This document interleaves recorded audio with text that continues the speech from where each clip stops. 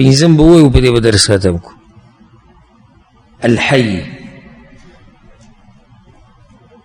ژوندی ذات. وتوکل علی الحی الذی لا یموت، او ځان وسپاره په هغه ذات باندې چې مرګ پې نه راځي.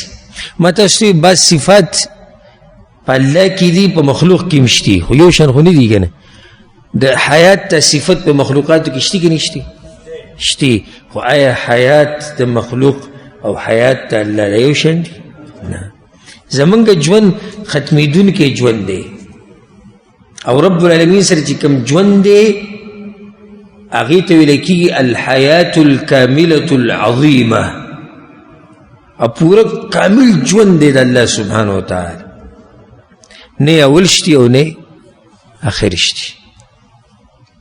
زمونږ خو اول هم دی او زمونږ آخر هم دی. د الله د ژوند نه اول شتي او نه آخر شتي، نه تې مخکې څوک او نه تې وروسته څوک شتي. داسې ژوند دی د الله لا تأخذه سنة ولا نوم. دا مرګ خو پرېږده، خوب پې هم نه راځي، د خوب هغه جټکه هغه جوټه پې هم نه راځي. داسې ژوند دی د هغه رب، داسې قدرتونو والا ژوند دی د هغه رب العالمین. دا صفت او دا نوم چې کله انسان واوري که نه چې الله سبحانه وتعالی یو نوم دی الحی، نو زه به د صرف یو فایده ذکر کړم بس، ځکه زموږ سره وخت هم ختمېدو والی دی. الحی نو خپلې ټولې رابطې د حق حی ذات سره جوړې که. په دې مخلوق پسې را باز دیګې منډې وایي که نه، پلاني صاحب پسې لاړم او پلاني صاحب پسې لاړم.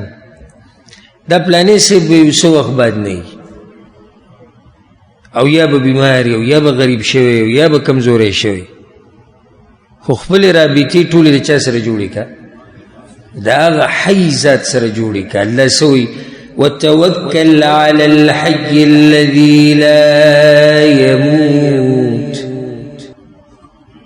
او په هغه رب باندې ځان وسپاره ای پیغمبره الحی الذی لا یموت چې په هغه باندې مرګ نه راځي. پیغمبر صلی الله علیه وسلم په دعا کې هم دا وي، یو دعا په صحیح مسلم کې ده، پیغمبر صلی الله علیه وسلم اللهم انی اعوذ بعزتک لا اله الا انت ان تضلنی، بیا به وي انت الحی الذی لا یموت. تا هغه ژوندی ذات چې په تا باندې مرګ نه راځي.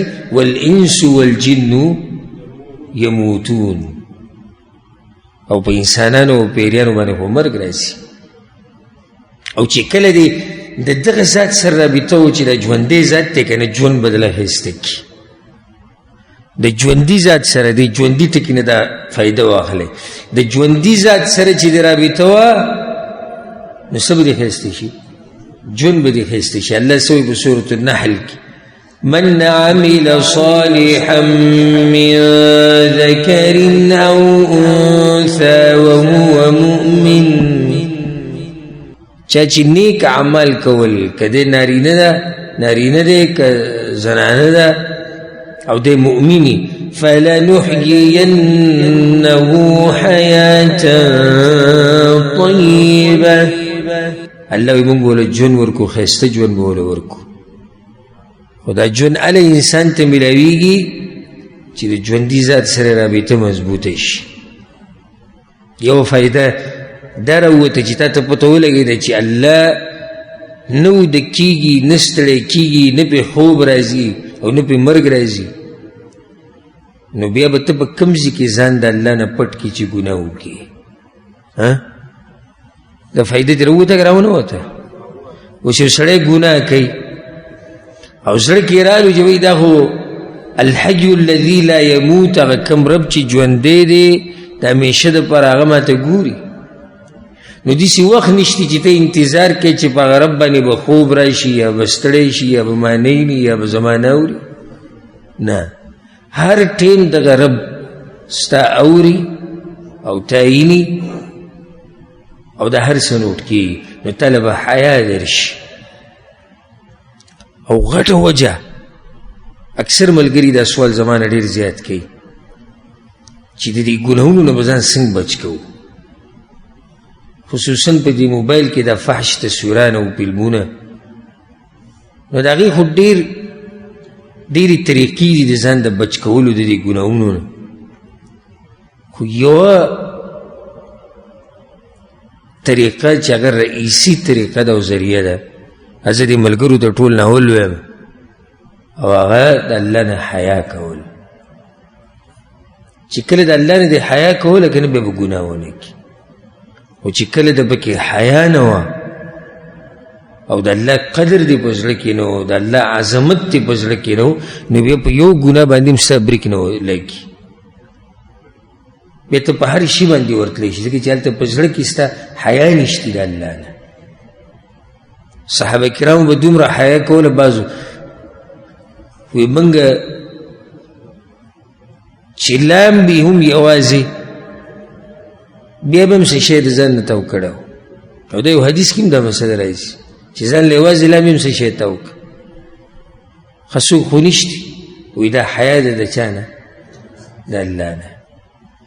صحیح ده چې په دې انسانانو کې خو ماته څوک نه ګوري، خو الله خو راته ګوري که دا به هله ستا زړه ته دا مسله راولېږي چې کله تا ته دا پته ولګي چې د الله یو نوم څه دی؟ الحی. څو نومونه شو؟ پنځه ټول به ووایو. الله، الرب، الرحمن، الرحیم، الحی. په دې ځای باندې نننی درس ودرېد، انشاءالله په روان درس کې به بیا باقي نومونه دا سلسله به پوره کوو. الله سبحانه وتعالی دې موږ له توفیق راکړي چې د الله نومونه او صفات داسې وپېژنو لکه څنګه چې پکار دي. هذا والله أعلم، وصلى الله وسلم على نبينا محمد وعلى آله وصحبه أجمعين.